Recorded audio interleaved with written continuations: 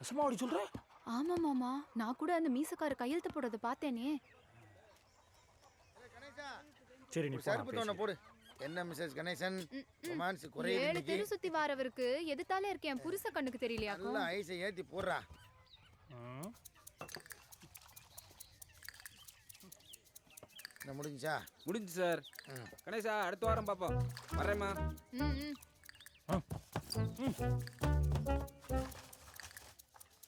மூஞ்சிக்கு ஐஸ் வாங்க.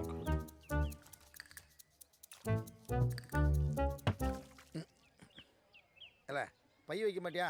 மேலே தெரிக்கல. இல்லை என்ன ஐஸாவே இல்லை. ஏழு இங்கே வரு. ஏய் உன்னையே தான் கேட்க. என்ன வெறுண்டப்பா வச்சு வளர்த்துக்கிட்டு இருக்க? சீ.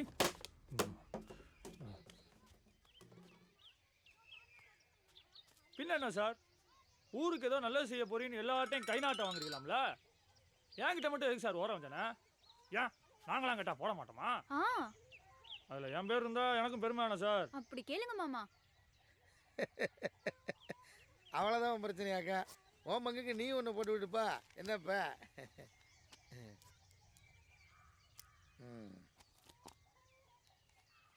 கணேசன் இந்தா.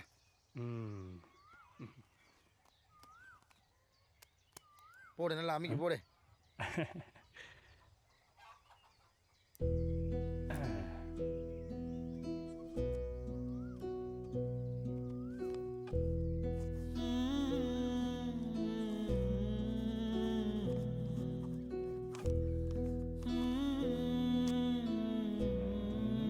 ஏ ராசா.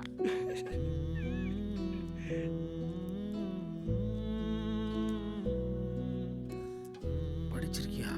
டிகிரி முடிச்சிருக்கேன் சார். 60 இந்த ஊரில் கிடக்க. வேலை கிடைச்சி சிட்டிக்கு போனேன் சார், செட் ஆகல. எவ்வளவு சம்பாதிச்சாலும் வாடகைக்கும் சாப்பாட்டுக்குமே சரியா போயிடுச்சு. அங்கன சார் எல்லாரும் எதையோ குறி வச்சு குடு குடு குடுன்னு வேகமா ஓடிக்கிட்டே இருக்கானுங்க சார். பார்த்தேன், நீங்க ஓடுங்கடான்ட்டு நான் திரும்பி இங்கேயே வந்துட்டேன் சார். இந்த மலை, மக்க, சாமி, சம்பிரதாயம் இதெல்லாம் தான் சார் எனக்கு பிடிச்சிருக்கு. இதான் நான் கொஞ்சமா காசு கிடைச்சாலும் போதும்னு கொஞ்சாதி விட நிம்மதியா இருக்கேன். படிச்சு பார்க்காம கூட கையெழுத்து போட்டேன். என்ன சார், அப்புறம் நீங்க போட்டுக்க இந்த யூனிஃபார்ம்க்கு என்ன மரியாதை?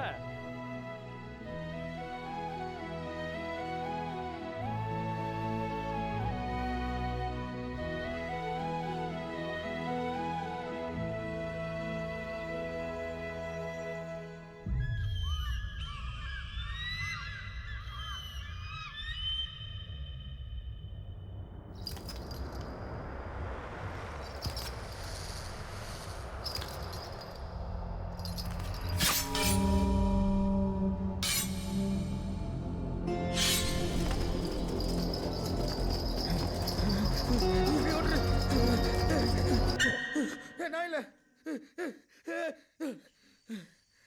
எதுக்கு இருந்தாலும் என்னை வரட்டுதான்னு தெரியலையா? முதல்ல அங்கேருந்து பெட்டியை கட்டணும்.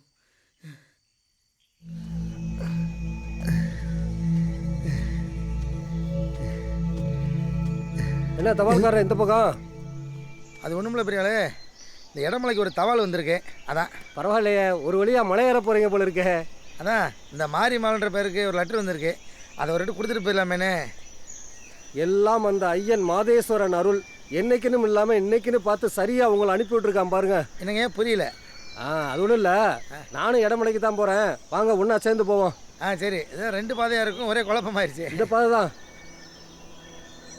என்ன தம்பி முகத்தில் ஒரு பயம் தெரியுது? எங்கே உங்கள் ஆளுக வந்த நாள்லேருந்து ஐதீகம் சாமி வந்து கண்ணை குத்தம்னு சொல்லி உங்கள் குலசாமி என் கனவுலையும் வர ஆரம்பிச்சிட்டு. ஏன் தப்பு கிப்பு எதுவும் பண்ணீங்களா? ஐயோ அதெல்லாம் ஒன்றும் இல்லையா? இல்லை, தப்பு செய்கிறவங்க கனவுல தான் எங்கள் ஐயா வருவார், அதான் கேட்டேன். சரி, உங்கள் குலசாமி கதை தான் என்ன? சரியான கேள்வியா கேளுங்க தம்பி, அப்போ தானே பதிலை சொல்ல முடியும். அப்படிலாம் டப்பு டப்புன்னு சொல்லிட முடியுமா? இருந்தால் தானே சொல்லுறதுக்கு. சரியான காட்டு மராடி கூட்டத்தில் வந்து மாட்டிட்டேன். எங்களால் தான் தம்பி இன்னைக்கு கொஞ்ச நெஞ்ச பூமியாவது பாதுகாப்பாக இருக்கு. காட்டு மிராண்டின்னு சொல்லி எங்களை வெளியே விரட்டி விட்டுறாதீங்க. ரொம்ப பின்னாடி இருக்கீங்க தம்பி, ஏறி வாங்க மேலே.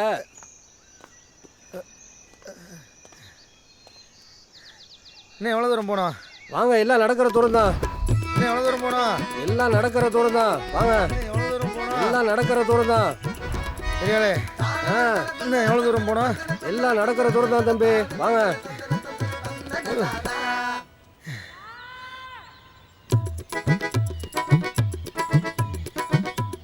இவ்வளோ பிடிச்சா தெரிய அளவு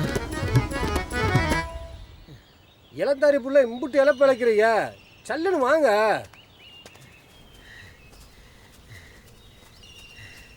பெரியாளே இது பைய போனானே, இதுக்கு மேலே பையனா ஊந்துக்கிட்டு தான் போகணும். இந்த பாதை எது வரைக்கும் போகுது? இதுவா மலை உச்சி வரைக்கும் போகுது தம்பி. இந்த காட்டுக்குள்ளே யார் வந்து பாதை போட்டது பெரியாளே? இப்போ தான் சரியான கேள்வியாக கேட்டிருக்கீங்க. புரியலைங்கய்யா. அது ஒன்றும் இல்லை. உங்கள் டிபார்ட்மெண்ட்டில் மொத்தம் எத்தனை பேர் வேலை பார்க்குறீங்க? பெரியாளே அது இந்தியாபுரம் பார்க்கும்போது ஒரு 4 லட்சத்துக்கு மேலே இருக்கும். ஒன்று தெரியுமா, உலகத்திலேயே பெரிய போஸ்டல் சர்வீஸ் நம்ம இதுதான். நல்லது தான். இன்னைய தேதிக்கு நீங்கள் எத்தாம் பெருசாக வேணா இருக்கலாம், ஆனால் உங்களுக்கெல்லாம் முன்னாடி ஒருத்தர் இருந்திருப்பான்ல. ஆமாம், அதுக்கு என்ன இப்போ? அவன் தான் மாதேஸ்வரன். அவன் போட்ட பாதை தான் இது எல்லாம்.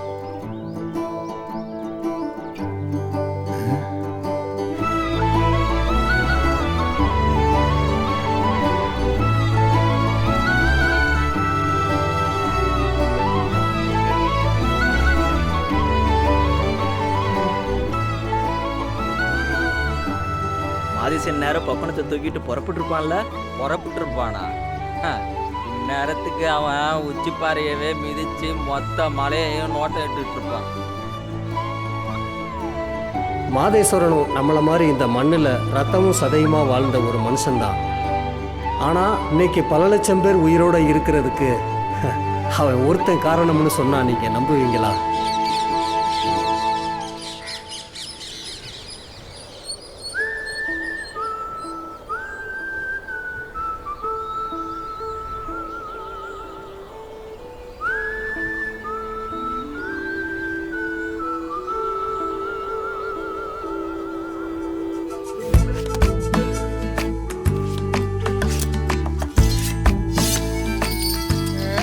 உன்கிட்ட இருக்கிறத ஒழுக்கமா கொடுத்துரு, இல்ல உன் உசுரை குடிச்சிருவோம்.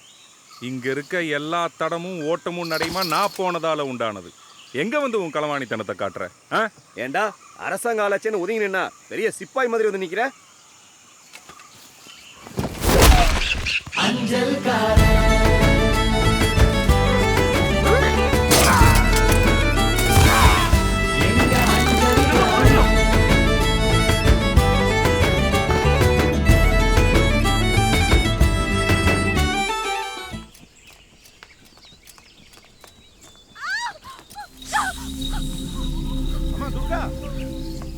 என்னாச்சுமா? என்னாச்சு?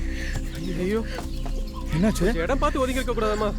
பாம்பு கடிச்சிருக்கு, நல்ல பலமா கடிச்சிருக்கு தம்பி. குடிசைக்கு வேற ரொம்ப தூரம் இருக்கு. இப்ப என்ன பண்றதுன்னு தெரியலையே. கொஞ்சம் விலகிக்குங்க. என்னாச்சு? பாம்பு கடிச்சிருக்கு தம்பி. நல்ல காரியத்துக்கு போகும்போது இப்படி அவசரமா ஒண்ணு பார்த்து இருக்க கூடாதாமா? கையை நல்லா இறுக்கி பிடிச்சிக்குமா? ஈசா துர்ச்சனை கையன் பாம்பு ஒன்றும் இல்லைம்மா துர்கா.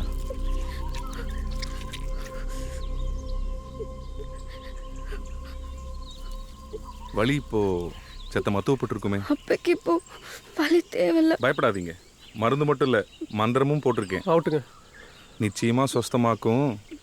தெம்பா இருங்க.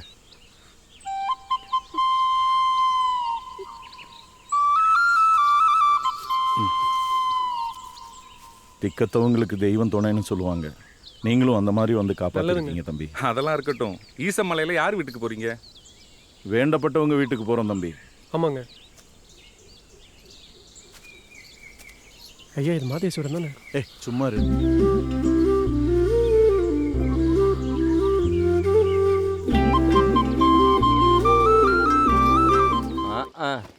திறந்தா மட்டும் உனக்கு புரிஞ்சிருமாக்கும்.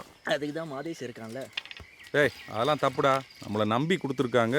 சரி, உண்மையில வெள்ளைக்காரங்களை புளி அடிச்சு தான் கொண்டு பின்ன அதுங்க வாழ்கிற இடத்துக்கு நம்ம போனால் கொஞ்சம் வயசியும். ஆமாம், உனக்கு உன் பொண்டாட்டியே கொஞ்சம் தெரியாது, இது புளி கொஞ்சம் பற்றி. ஏன்டா எப்போ பார்த்தாலும் சக்காலத்திங்களாட்ட சண்டை போட்டுட்டு இருக்கீங்க? சரி மாதேஷ், கிளம்புங்கடா. இருட்டுறதுக்குள்ளே ஆற்ற கிடக்கணும். இவனுங்க எதுக்குடா குறுக்கால நிற்கிறானுங்க? தெரியலையேடா. நீ எதிர்பார்க்கறது நடக்காது. மரியாதையா வழியை விடு. சரக்கெல்லாம் கொடுத்துட்டு போயிட்டேரு, ஒன்னதும் செய்ய மாட்டோம். என்னை பத்தி தெரிஞ்சிருந்தா இப்படி குறுக்க மல்லுக்கு வந்து நிக்க மாட்டேன். உன்னை பத்தி எனக்கு தெரியும், ஆனா நீ தான் எதுவும் தெரியாம முரண்டு பிடிக்கிற. ஏய், உன்னை பத்தி தெரிஞ்சுக்க என்னடா இருக்கு? உன்ன மாதிரி வழிப்பறி கொள்ளக்காரன் தானே இந்த ஊர் பூராவும். வெள்ளைக்காரன் இந்த நாட்டையே சூறையாடிக்கிட்டு இருக்கான். அதனால அவன் பொருளை எல்லாம் பறிமுதல் பண்றது தான் எங்க முத வேலை. உங்ககிட்ட இருந்து அப்பாவி மக்களோட பொருளை காப்பாத்த தான் துரை என்ன ஹர்காராவா வச்சிருக்காரு. இனி பேச்சுக்கு சரி வராதுன்னு நினைக்கிறேன். அதே தான் நானும் சொல்றேன், வழியை விடு, போய்கிட்டே இருப்போம். நீ வீரனா இருந்தா 4 புள்ளி ஆட்டத்தில் எனக்கு இழிச்சிட்டு அப்புறம் எடுத்துட்டு போ. நீ ஏன் அப்படி ஒரு முடிவு எடுத்தா எனக்கும் நல்ல வாய்ப்பு தான்.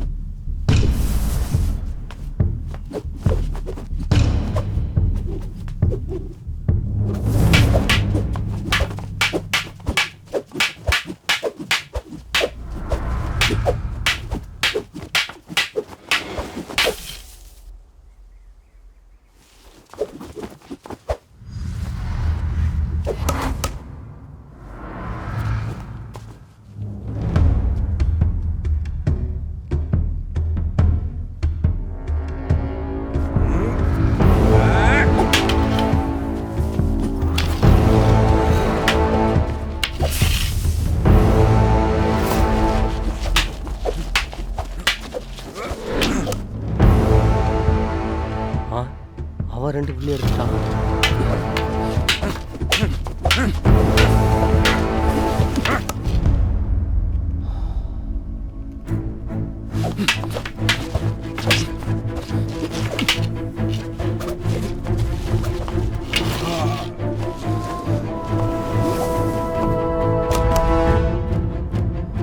என்னடா 2 பேரும் 3 புள்ளி எடுத்துட்டாங்க?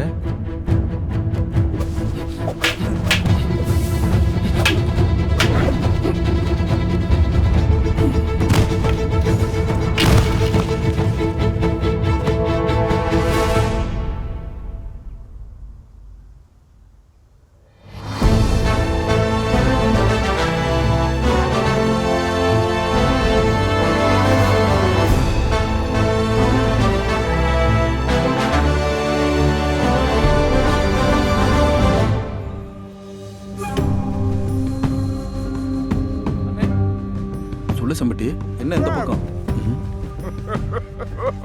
Whoa, this is jackpot! Oh, I'm so happy. The regiment would reward me and honor me. Madesh, நீ எனக்கு நம்பிக்கையான ஒரு servant. சங்கயா, இதோ வந்துட்டேன் தர. சங்கயா, இந்தாங்க. உனக்கு தான். Take it. Yeah. நல்லது துரை. Good job. You may leave. வெள்ளக்காரன் ஒரு பெரிய திட்டத்தை ஆவணப்படுத்தி வச்சிருக்கான். இது மட்டும் நிறைவேறிடுச்சுன்னா நமக்கு ஒரு பெரிய அழிவு காத்துக்கிட்டு இருக்கு.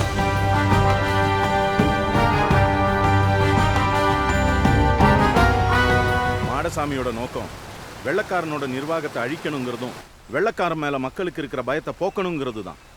அதுக்காகத்தான் உங்ககிட்ட இருந்து தபாலையும் மற்ற பொருட்களையும் பறிமுதல் செய்ய முயற்சி செஞ்சிருக்கான்.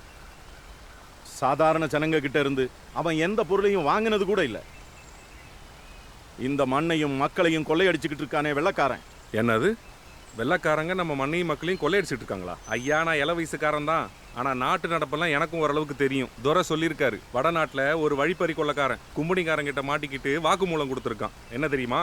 இது வரைக்கும் 750 பேருக்கு மேல நான் கொலை பண்ணியிருக்கேன், ஆயிரக்கணக்கான இடத்துல கொள்ளையடிச்சிருக்கேன்னு.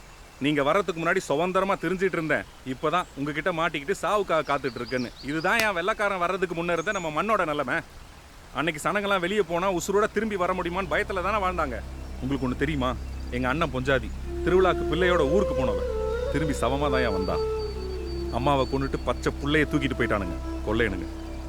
அந்த புள்ள உசுரோட இருக்கா இல்லையா, எங்க இருக்கு, அதை பத்தின நினப்பு வந்தாலே எங்க மனசெல்லாம் ரணமாயிரும்.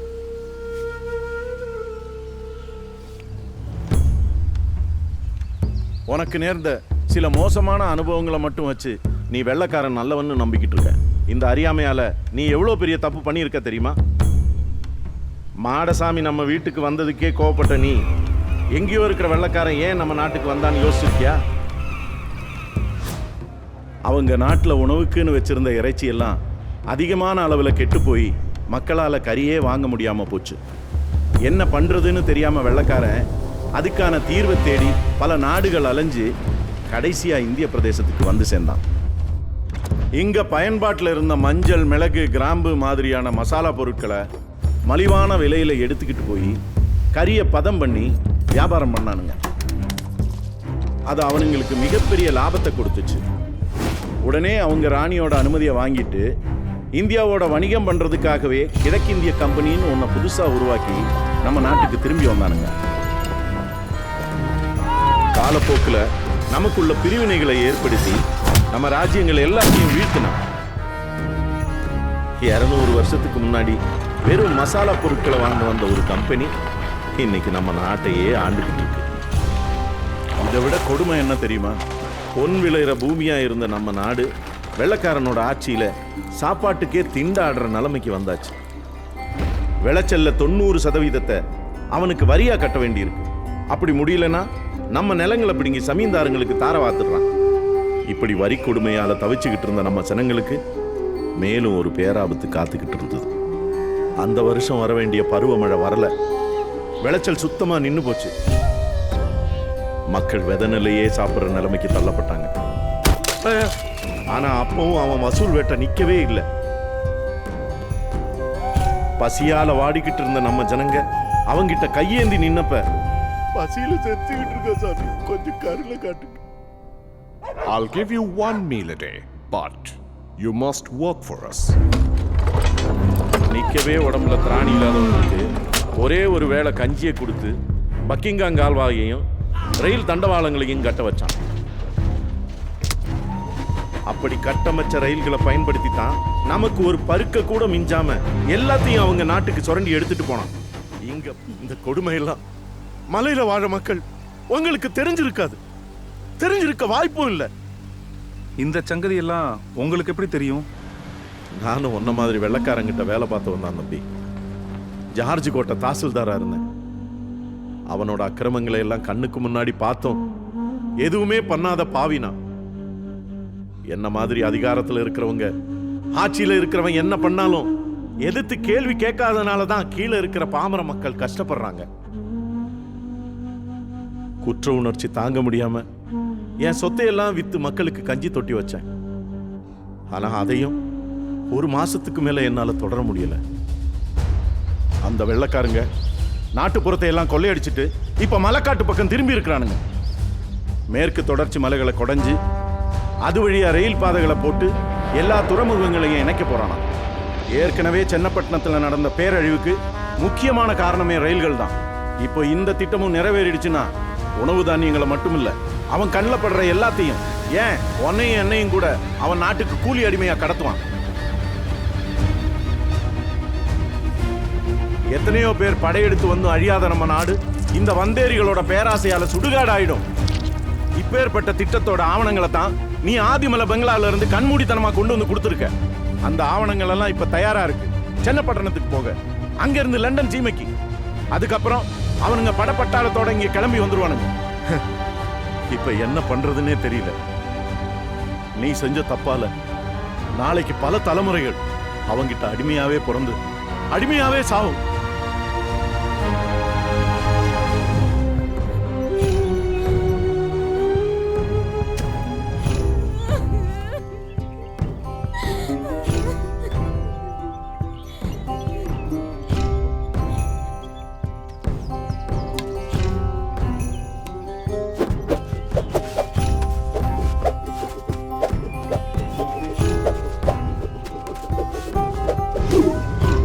Let the game begin.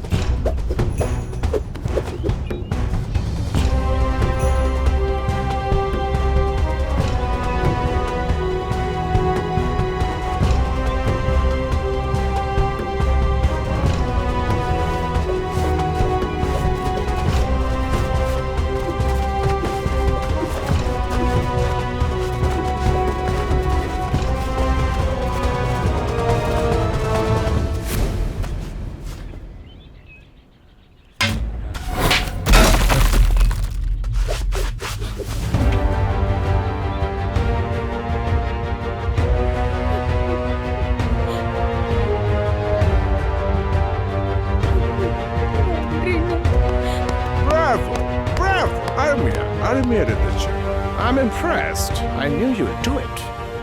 You have proved your worth. உனக்கு ஒரு முக்கியமான வேலை வச்சிருக்க.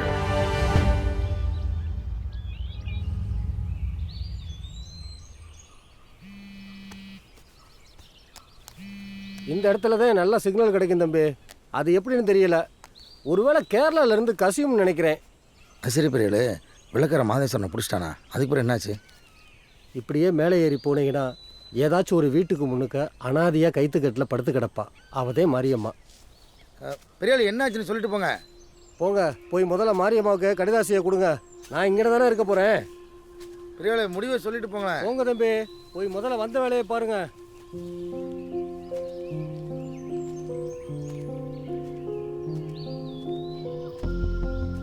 மாரியம்மா எங்கன்னு தெரியுமா?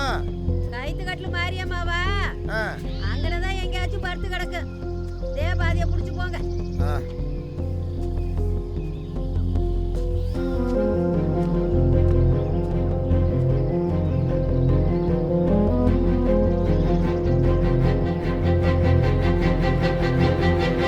மாரியம்மா,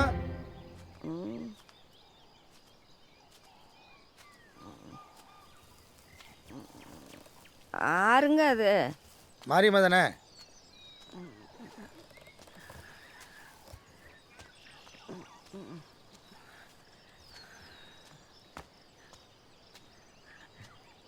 தவால்காரங்களா? இந்த வாரு.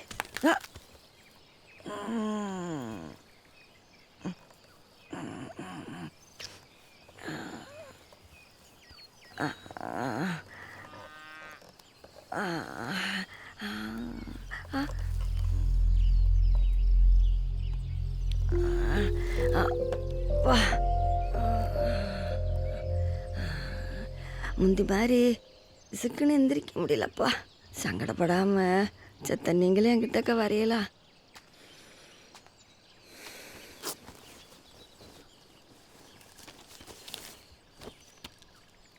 கவர்மெண்ட்லேருந்து உங்களுக்கு லெட்டர் வந்திருக்கு.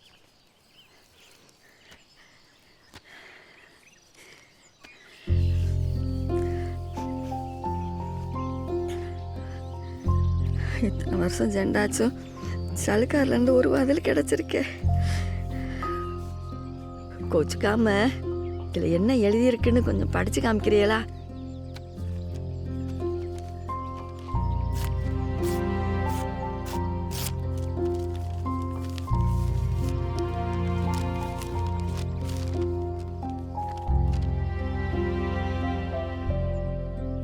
சொல்லுங்க தம்பி.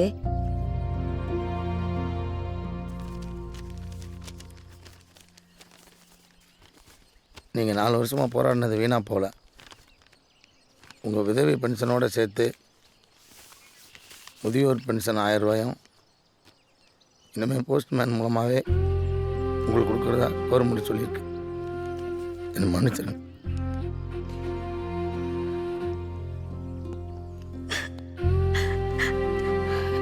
நன்றி. அப்படிலாம் சொல்லாதீங்கம்மா.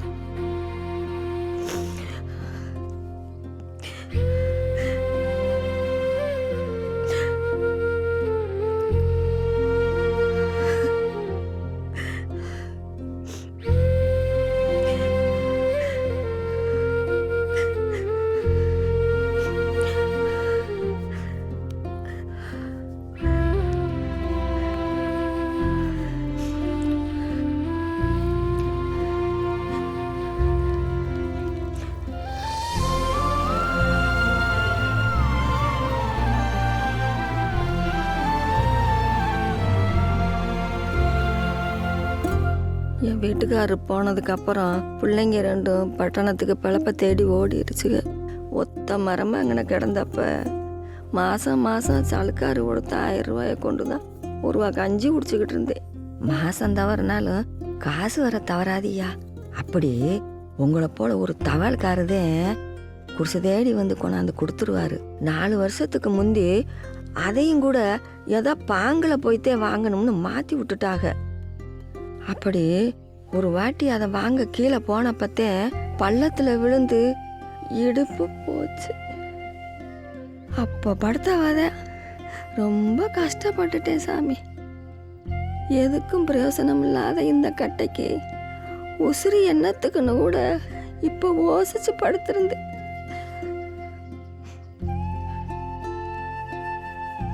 ஆனா சரியான சமயத்தில் எங்கள் ஐயனை போல வந்து என் உசுரை காப்பாற்றிட்டே ஐயா. இனிமே உன் கையால் 1000 ரூபா கொண்டாந்து கொடுத்தீங்கன்னா அதை கொண்டு பொழைச்சிக்குவேன் சாமி.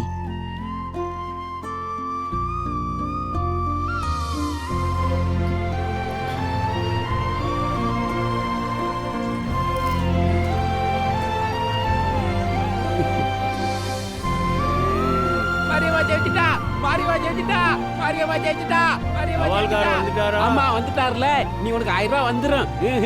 கொண்டாட்டந்தே மாரியம்மா ஜெயிச்சிட்டா.